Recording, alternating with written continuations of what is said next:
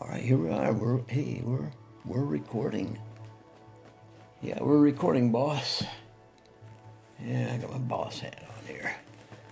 Anyway, just a little test recording here to see how things are going. The visual on this little, yeah. So let's not say too much in that regard. Anyway. I'm doing a little remodeling around here, so things got kind of pulled out a little bit. So, it's not going to look as neat and nifty as we have seen in the past. Okay, everything. Okay, I'm just got to clear out my throat. Anyway.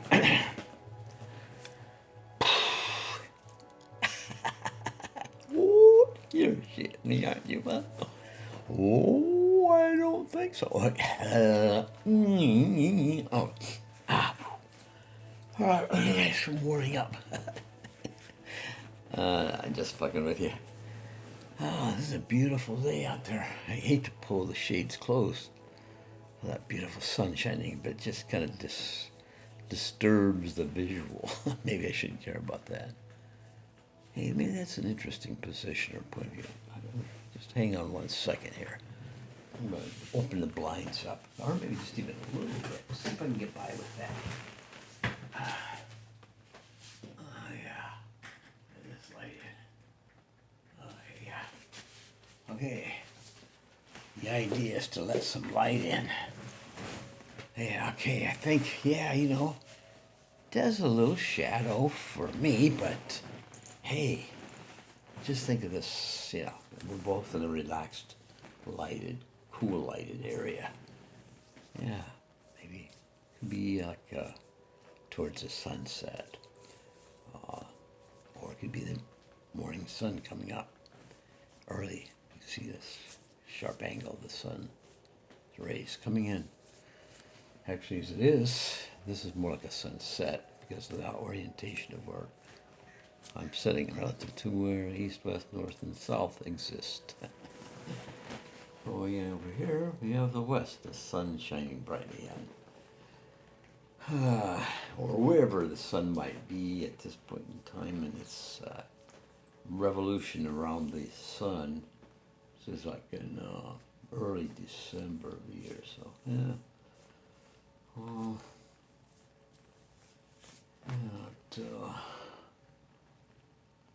Trying to think how that would affect the north-south, east-west orientation.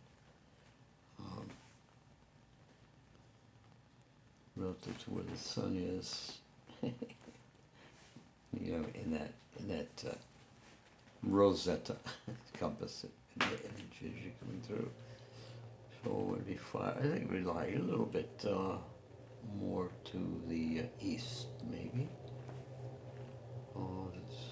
I like because it's shorter radius, more easy. It's kind of a short cycle through because the sun's only up for like 6 hours or some strange thing like that at this latitude. I'm not sure where it is, but maybe a little more than that. So you're getting a smaller circle, a radius as the sun is further out and is more angles towards the top of the globe. Makes a little smaller impact. So anyway, enough of that bullfoogery. I think I have to share with you all this wonderful experience my wife Schilling and I shared together, experienced together, fought against each other on. This was a lifetime of a trip for, a trip of a lifetime of a trip. It actually sent me on a lifetime trip. Oh my God. That's so funny. It's a trip of a lifetime, type of thing, And it's,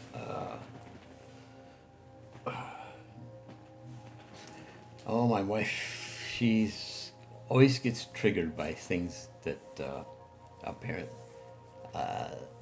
things of success and a notation and just like uh, that her a colleague or a friend, you know, like they're going somewhere and they're showing pictures. And, well, this kind of ignited the whole thing. Is one of her friends had taken this cruise. I don't know, it's like 7-day cruise. I'm not sure what it was exactly, but that incited my wife.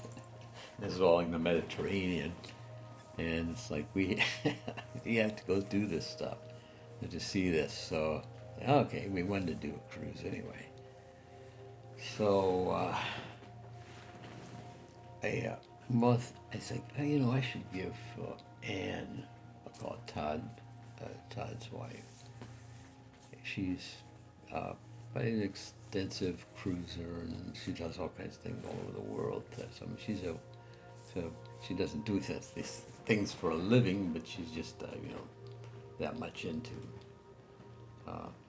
just facilitating movement around the globe. Yeah, she goes just about anywhere, from my understanding things. Anyway, so she would be a good source. So I contacted her, and she hooked me up with a travel agent. Where's Walter's Travel or something like that? You know, you just Google it, it'll come up. And Walter himself, yeah. So I mean, that's, you know, I mean, I actually made a phone call because Ann gave me a phone number. Called and talked to him and kind of explained our situation, and he downloaded right to my email their whole website listing, you know, various options for cruises and all the follow-up entry. Very, very well, you know, presented. Yeah, very, very, very helpful. So my wife and I, we just, you know, scanned through we went through all, you know, all this, you know, ports, the stops, and you know, the dates and things like that, and we settled on this. This kind of, maybe, I don't know, was a crazy one to do. I don't know. We're not experienced cruisers. I think I went on a 3-day one. Went down from Long Beach to somewhere in Mexico. You know, stop over at Catalina Island or something like that. Yeah, it was like 3 days. It was on a what was it?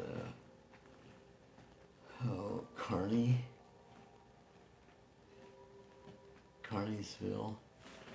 Oh, something, a play on Carney, something like a fair type of thing that might come to my mind, something like that. Carneys, yeah, that's right. These were the people that hung out there and worked there and things like that. Yeah, I picked one up one time and hitchhiking through central Indiana one time. But anyway, that's another story. Maybe then back to Peru. It's where all the, you know, circus and carnival people hang out through the winter months, I guess, or something like that. It's weird. Peru. I don't know if that's still the case, or if there's even still carnival people around anymore. It'd be an interesting profession to see what's going on in there. Yeah, yeah. Crossing the country, yeah, it was another form of moving community. Yeah, moving through. Yes, I see a lot. Anyway, so much with that. Actually, the long and short of it, we chose this 28-day Mediterranean cruise with a final leg returning us to the mainland U.S. from the Mediterranean in Fort Lauderdale. So, I don't know what drove me to do that one, but it seemed like it was the most, just because, I didn't want to like fly somewhere and do the cruise and then have to fly back. It's having kind of, like those transatlantic flights, or trans-Pacific flights, wherever, you know what I'm saying. It was like 8, 12, 11-hour, 12-hour flights. Like, nah. Those, I could do without those. And so I thought, at least I could fly there. That would be one. But coming back, yeah, we'd be dropped off through customs, Fort Lauderdale, just transfer to the airport, and a short little 5.5 hour flight to back home. You can see that. I mean, it's like when you think in context, it's like 12 as opposed to 5.5 hours. So it's 5.5 hours sounds like a short flight. Yeah, and you make those long flights all the time. So anyway, that's what we worked it down to, and as we ended up choosing Holland, America, New Statendam, departing from Piraeus, Greece, as a port for Athens, and then and just making the routes around the Iberian Peninsula, Italy, and Greece, the various ports that were in there that we would do, and which I'll relate to as I can recall that. I don't want to make this too scripted, but and we have to, okay. Anyway, so we picked that, and this presented some very interesting issues because both my wife and I made quite a few trans-land tours. But these were all have been done through local, through her home country. Travel agents, working with their process, and seems like you always got some very, very good deals doing it that way. And it's we made a lot of tours in China itself, plus Southeast Asia, Thailand, Cambodia, Singapore, Malaysia, Japan, Philippines, just that whole area,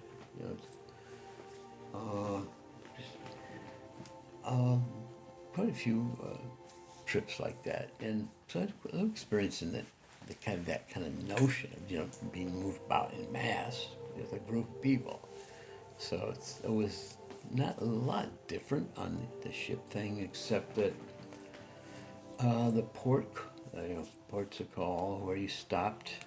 The time was, you were limited to, most of the times it's like 8 o'clock when you get off the ship in the morning, and you'd be back on the boat. The boat would be moving away from the dock at 5 o'clock. Sometimes half an hour earlier than that, sometimes 6, I don't know. And then during a couple of the times there were I think it was a long stay at Trieste. So we had we got a tour of Venice. That was a 2-day thing. So otherwise, it's just every day. And then for my very casual, limited capacity, to it's like one of those things that's like I respect and just very interested in stuff like that. There's only so much of it I can take. It's like in one setting. It's not my thing. It's like some people get into this and they don't know the history, and I'm very impressed by that. Not just regular tourists, provide more interesting information than you can imagine. They are your tour guides. Just listen to people. They want to share their experiences and their knowledge, and that's so you sit in and eavesdrop, or even just interject into it. Hey, it was very fascinating that way. It's like a lot of locals too, and they wanted to give you history. Trying to think of some of the more interesting stops we made. So this is, like I say, you were very limited otherwise. You had to compress into maybe 3 hours, everything you wanted to do at that particular port.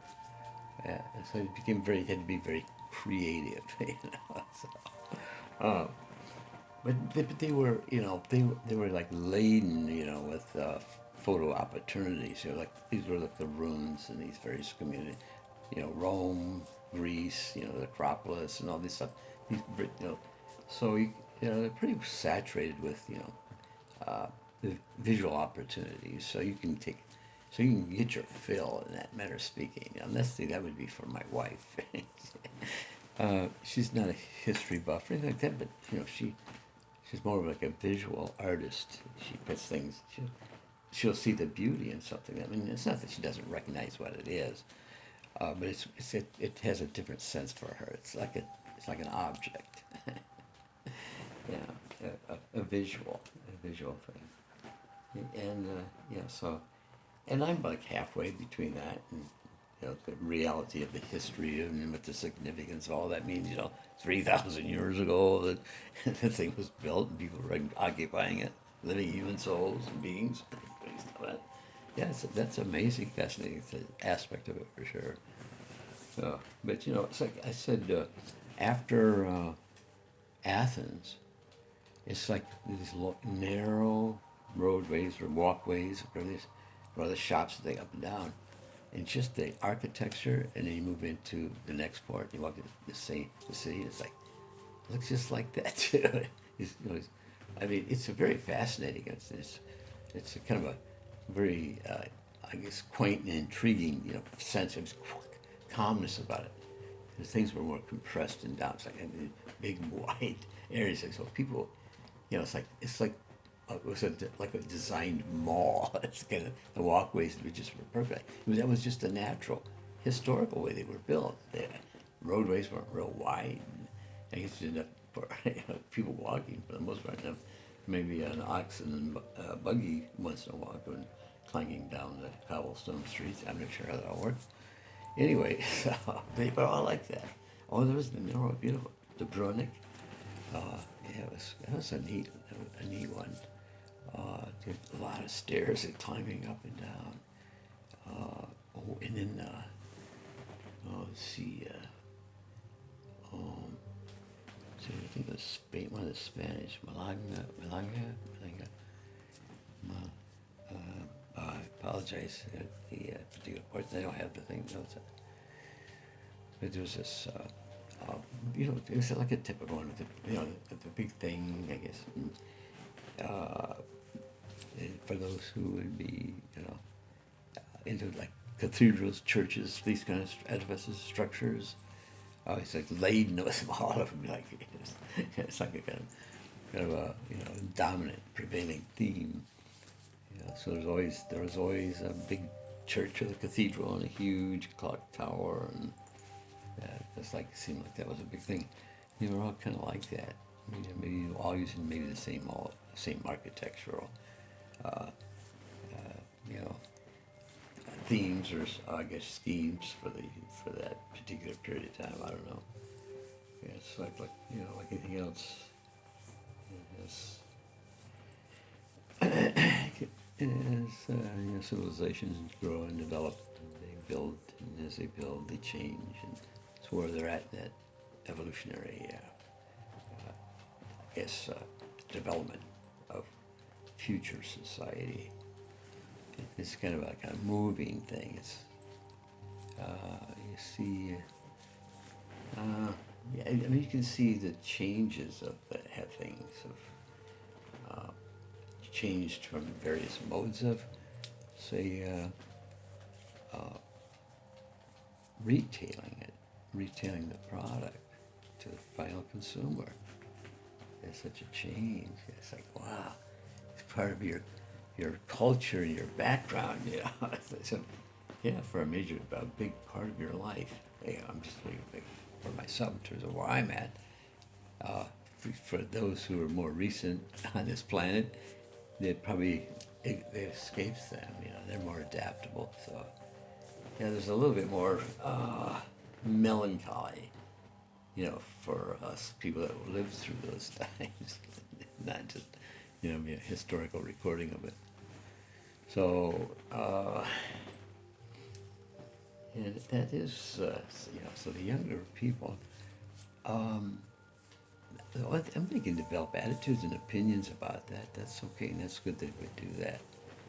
But it's and like for us, there's things we'll never be able to experience that they've gone through, that has shaped the way they think about things. So, we're in a changing world. And I think a lot of it's going to be for the good. Things don't feel so good right now, but I don't know. When you think about all the craziness that's going on, I think there's enough of us. Look back to, is there anything you see there that is inviting that you might enjoy? It's like they turned the monkeys loose in the zoo, from the zoo, put them in the White House. But, so you just got to sit back and it's like, how can you see? How can you not see? To see, it's like a circus and a zoo combined. The monkeys are running the zoo. It's like normal, functioning, common sense human beings should be able to look at that and say, is that what I would want to be, and what would pattern my life after? These kind of people running the affairs and administering to the country that I live in. Scary. Yeah, but the best thing to do is just lock that out of your mind. Live through this. You get through this. And they'll most common sense, smart people, they'll pick up on this right away. And it's going to start separating themselves from this. You just wait and see. They're going to start separating themselves from it. And it's just like selling a product. People are no longer interested in buying. It'll just die out. It's kind of weird the way it'll work. So, yeah, their bluster and all that finally got what they were looking for, through deceit and deception, for sure, and fraud and criminal behavior and activity. Yeah, what difference does it make?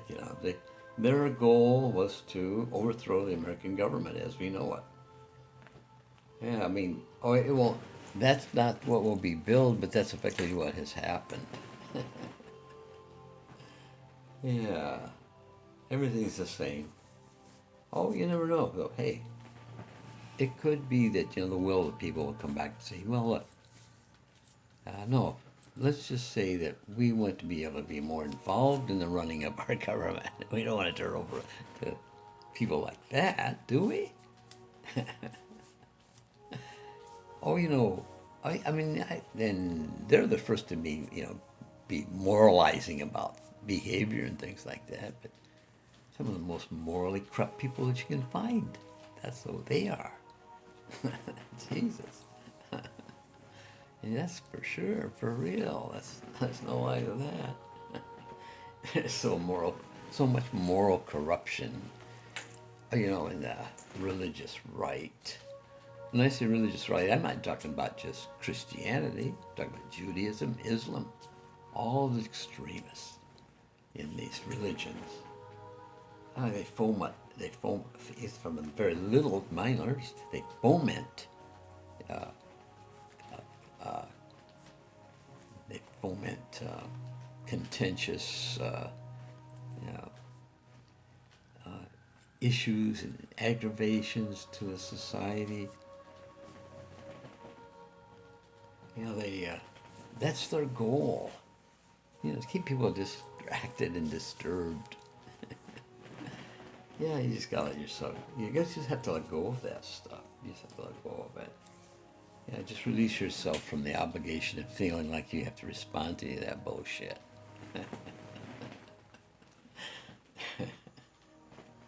Oh God, yeah, just give yourself a break. Just break yourself away from it. Don't participate. Don't participate. Stop buying stuff from, highballers. Yeah, stop patronizing. Yeah, but you know, if it's a you say a person in the public eye, yeah, stop looking at him. Stop looking at him. Turn him off. Yeah, and if he comes up on your screen, block it out. Just, you know, divorce yourself of this. Yeah, I mean, yeah, unsubscribe. It's creepy. That's what I would do. Yeah, it's easy. It'd be easy to do. Joe Rogan. Yeah, I don't know. Yeah, through the system that they work. Yeah, I don't care about him. Let him be what he's going to be. Yeah. I guess there's a market out there for a kind of perverted lack of a intellectual, you know, limits of value to anything they might add to society. Yeah, it's like one of those huckster magazines you look at. What's that? This Inquirer. It's kind of like, I say sensationalist bullshit stuff. It doesn't mean anything in anybody's life anyway. That's why, you know, the rednecks and others becomes a major focus in their strata of livelihood and existence. Yeah, but you know, that's interesting. Some of my favorite personalities are people from the South. And you know, it's actually, ironically, I mean, when you can hear the language spoken from somebody who at heart is just like you are, it's the language it's like you will learn to appreciate it. You know, some of that's a prejudice that some of us have. I've had. When you just hear that, you just like automatically assume that you're creating a political stereotype in your mind. I mean, it's like, I think it's a beautiful thing, because I like to think that, you know, it doesn't matter who you sound like, what you sound like, what region of the country you're from. It all matters about what's coming from here in your heart, you know, and your values. They're great to have, but you know what? This is something this is personal to you. It's just as personal to anybody else individually. We should all have that space and privacy, you know, to be able to say what it is I am, and nobody's going to have any alarm about it. It's like, yeah, okay, I understand that. Okay, yeah, I'm white-haired, you know, so it's like, yeah, it's just an identifying issue, substance to that person. And it's nothing to do with anything. And yeah, it's like,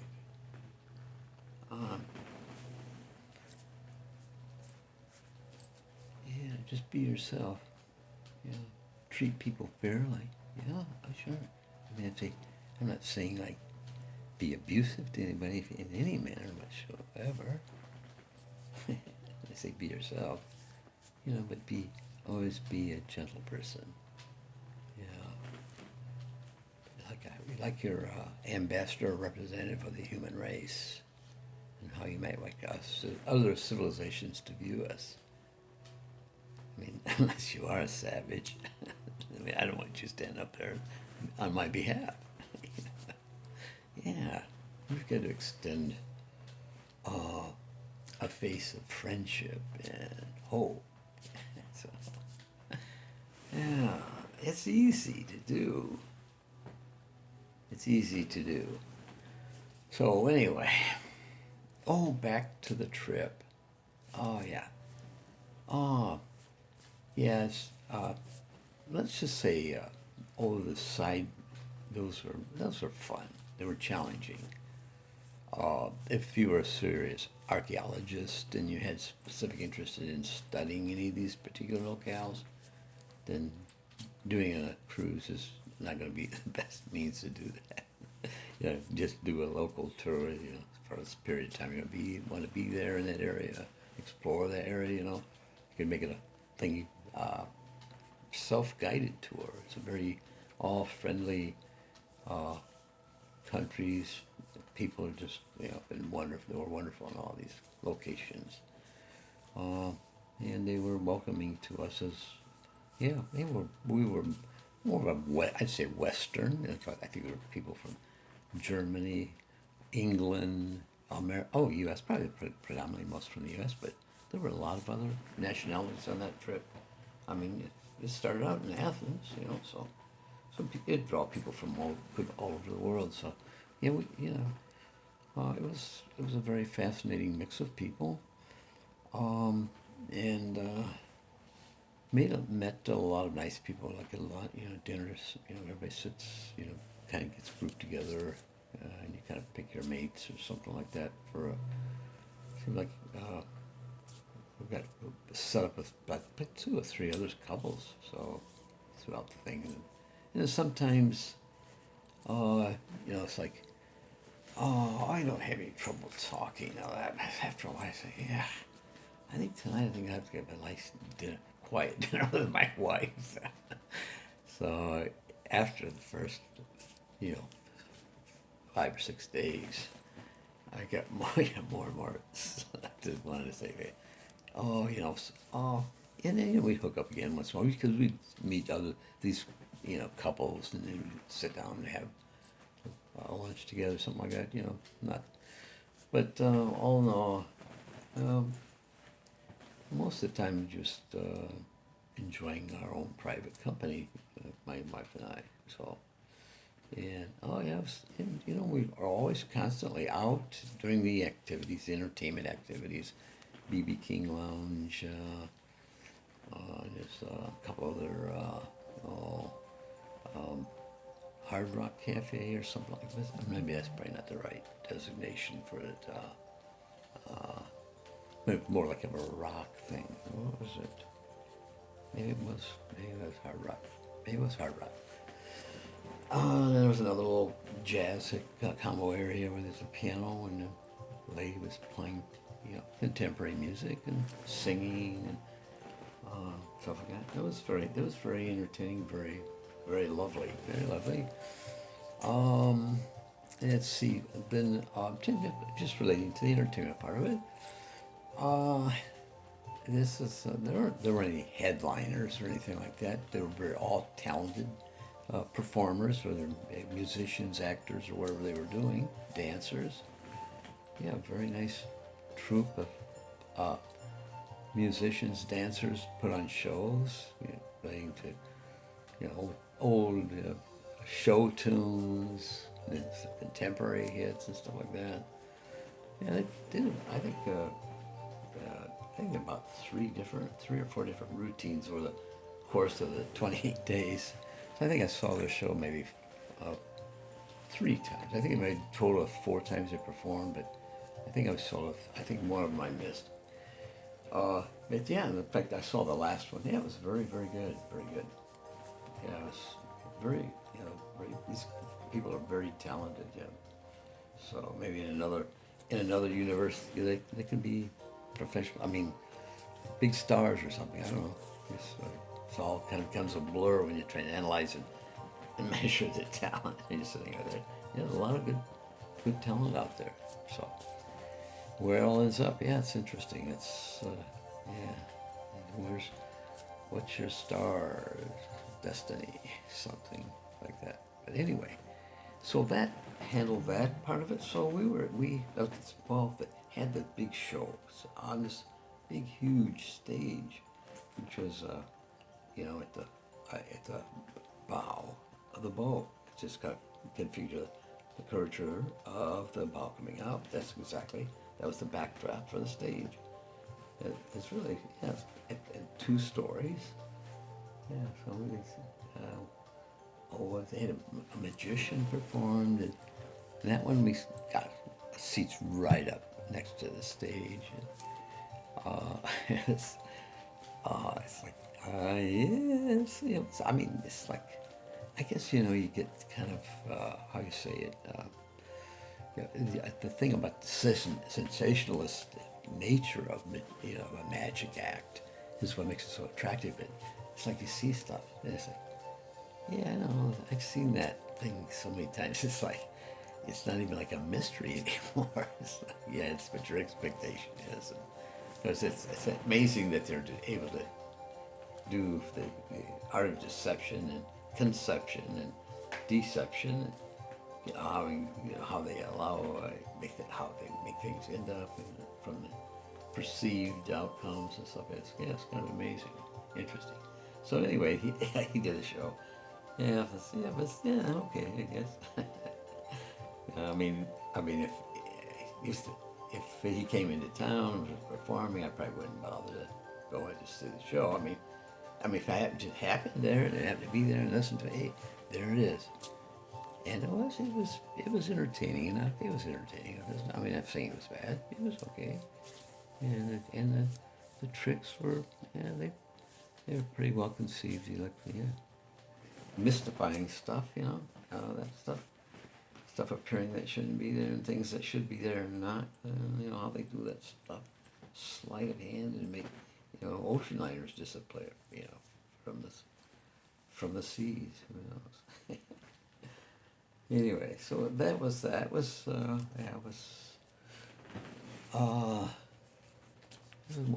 of the forms of entertainment we viewed. Yeah, you know, a lot of dancing routines. Like very good dancers. 4 guys and 4 girls. They were the guys were musicians, you know, vocalists. The musicians, singers. And they had the same with the women too. It's like there was a couple featured. It's about 4 featured soloists, or you know, the ones that get featured in a music presentation. Not just background singers. So they all, you know, had prominent role, you know, performances in their routine. All very beautiful voices, yeah, men and the women, yeah. And the dancing was good, yeah, I like that. That was probably my favorite of all the entertainment that went on, was the dancing, that part of it. It's all good, yeah. It was all good. Yeah, so let's see, I guess,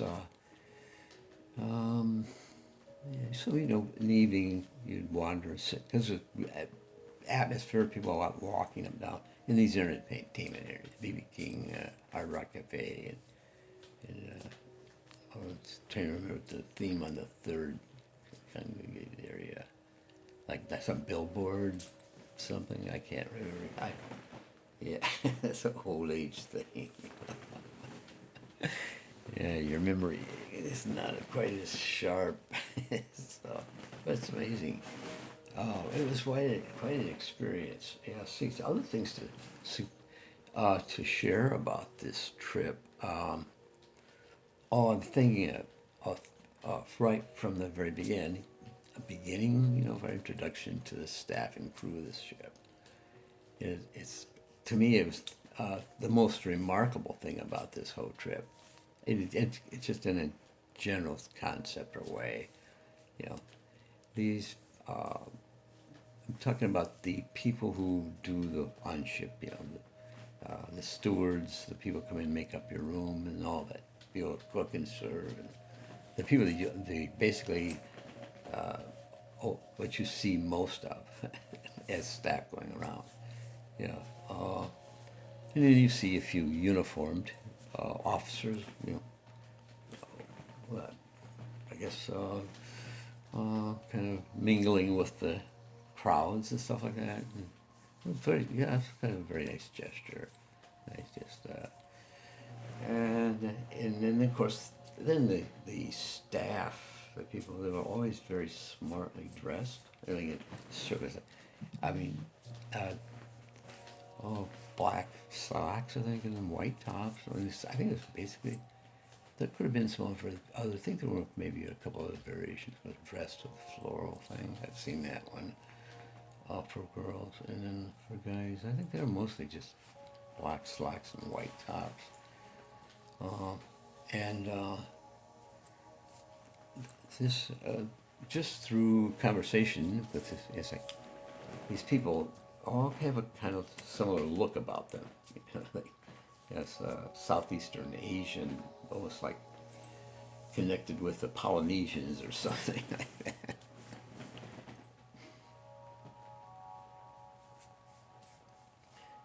So,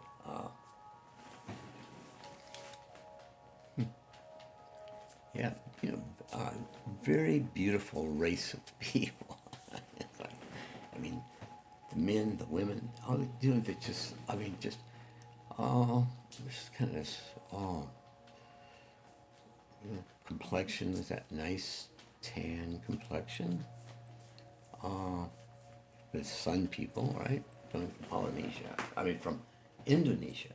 And actually, they are Indonesians. These are all Indonesians. And they always had a smile on their face. I mean, the service. And another crazy thing is, it's like, you would, like for example, the stewards that take care of your room, they take care of you from the beginning of the day to the end of the night. And they're there all that time. And then it's not like you ring a bell and they come running. They're just out all the time moving, doing stuff. From like probably 6 in the morning till maybe 10 at night. I don't know. The same people. Same thing with the servers. You could go for an early breakfast, right? At 6 o'clock, getting your coffee. Of course, I don't eat. I just drink coffee. Breakfast, I don't eat. And they're all set up and they're serving food already from their displays, their workstations. You think it was just a big buffet, but it's actually different functions or services provided by each of these different ones. Maybe the type of food, and then particular kind of foods and stuff like that. Desserts, like so. You'd say, see this guy, you see, and then they're working, and then throughout the day, lunch, and then at the evening, it's like 9 o'clock, all the same people. They're all there from sun up to past sundown. Every single person, yeah. It's, as you see this, like breakfast, lunch, dinner, same waiters. And it can start at 6 to, I don't know, 10. I'm not sure how they deserve. They're the same people. They said, yeah, so they're always going to smile on their face. Wow. It's amazing. Yeah. Oh, I suspect a lot of it's cultural, too. Because my experience in traveling in Southeast Asia,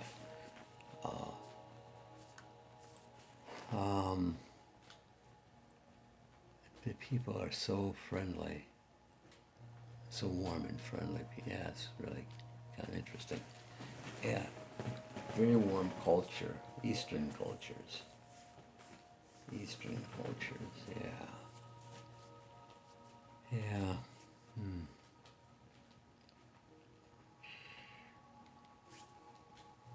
Yeah. Eastern cultures, yeah, there's such a gentle, and there's elements that belie that. I know that in anywhere in the world where normally peaceful people live and exhibit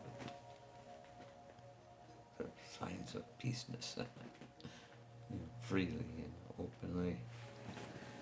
So, anyway.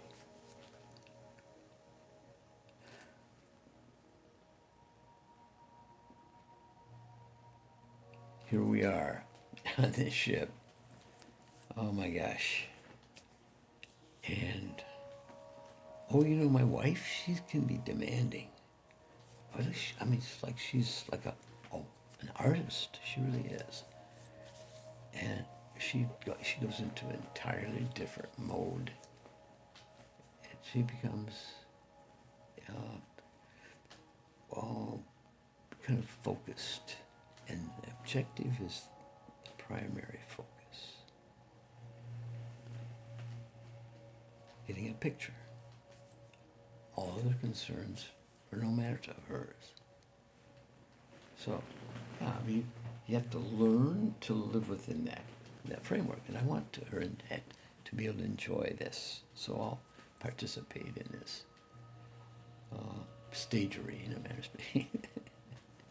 Yeah, it's okay. I give into it. It's like, I don't even like to take pictures of myself anymore. I used to think I'd like to want, figure out, do all the stuff, and I think she does it all, and she does good. So it's like, yeah, no, that's enough. Why should I take pictures? She's taking them. You know what I mean? And I get involved in it. We taking up selfies and that. So she just becomes the photographer. And it's like, yeah, yeah, that feels good. It's like, I could still enjoy. I can still see the same picture in my mind, and I could have taken it. So when I see it, I can totally connect. It's not as if I did take it. I was there when it was taken. So that's all that really matters. You participated, so you relive it, and you see you see these pictures of yourself back at a particular point in time, in a moment in your life, and the feelings you might have felt, and what thoughts were going through your head and your body at that time. That moment, it seems like those times you get those feelings and say, oh yeah, I remember that picture that was being taken. Well, probably not for every picture, but there might be some few that really stand out in your mind. Landmarking something very significant that was going on at that particular time in your life. Maybe the event itself, when a picture is being taken. So,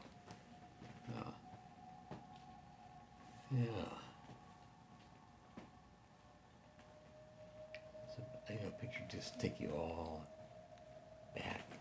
It's actually a recording of every aspect of that moment that exists here.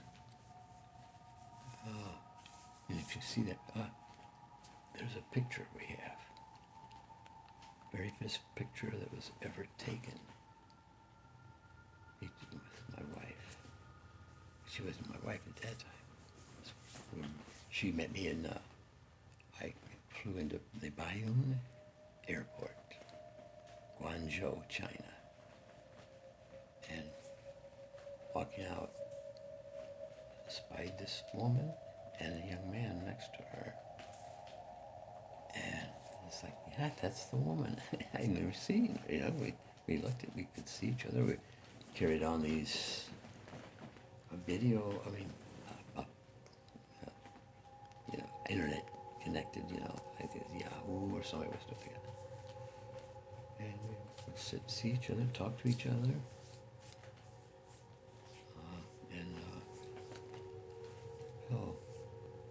So we knew what we each all looked like. So here I was coming in, and I saw her there. And she was looking, we were both looking almost at the same time. And she had this beautiful, beautiful, sweet smile on her face. Enthusiastic. So I said, oh God, yes, this is real. Yes, yeah, that's the one. That's the one. And we were married the next day. We only knew each other from our communication on the internet. And we didn't met her. And the second day we were married. Oh, it was going on 15 years ago. My gosh, it seemed like it just happened yesterday. It really was. It was crazy. It's like, and I think the broader sense of, our life together. Yeah, notwithstanding the little bubbles that kind of it happened between any two people. there's no structured, I say dialogue going on. You know, it's like, no, it's just all, it's just random shit that some guy can come. It's not, most of the time it's like, oh, maybe I let my ego get in there. You know, it's like, one thing is you gotta learn. I recognize, there's kind of a sympathetic character personality that exists in my wife. It's like a little orphan Annie type of thing, you know, somebody you want to take care of. But still there's an orneriness there too. She's got a streak. And she's maybe like a cat. You think like a cat. That's a good analogy, yeah. But when, you know, it's always not, it's kind of crazy. It's, you know, it's kind of like giving into the idea that say, all right, what she is what she is. And I can choose to oppose it or work my life into it. Integrate our lives, and it works both ways. And surprisingly, she does. She, you know, she makes concessions to some of my idiosyncrasies too. And we don't let it bother each other. We just kind of like accept it. You know, that's how we have to work it. So, like in these moments, it's like my mind saying, okay, some may sound corny, it's like a happy wife, a happy life. And it's so true. All I have to do, it takes so little effort, you know, to make my wife happy. Yeah, and you know, in the process of doing that, you know, it keeps me going, helps keep me alive. She's a driver. She's always wanting to go and do shit. Yeah, I love it. Now, because if she weren't in my life, you know, it wouldn't happen. It wouldn't happen that way. You know how it is. I mean, you could tell yourself all the shit in life. No, but you by yourself. I mean, I'm talking about my personality style. You know, something where I was kind of going. And it's like, I have a great inclination to, you know, a decline. I don't know why. All my life it's been that way. I don't know why. It'd be interesting to understand why that mentality. I mean, why? It's like, why? It's always more comfortable. It's easier just to be,